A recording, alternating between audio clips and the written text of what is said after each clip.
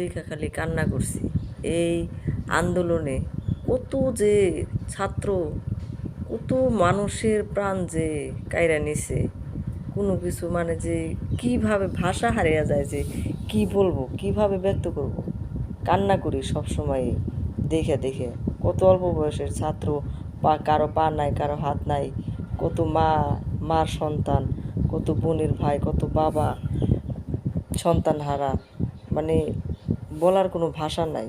আল্লাহ পাক যারা শহীদ হয়েছেন, আল্লাহ তাদের জান্নাতুল ফেরদৌস শহীদি মর্যাদা দান করুক।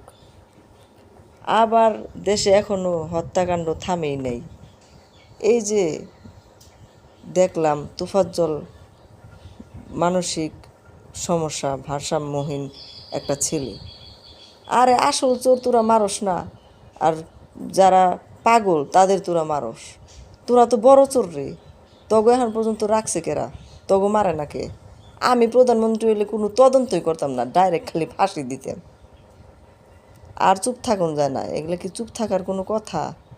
এভাবে একটা ছেলেরে মারছে এমনি করে, এটি কোনো কথা নাকি? হ্যাঁ, ভাষা নাই, মানে কি বলবো।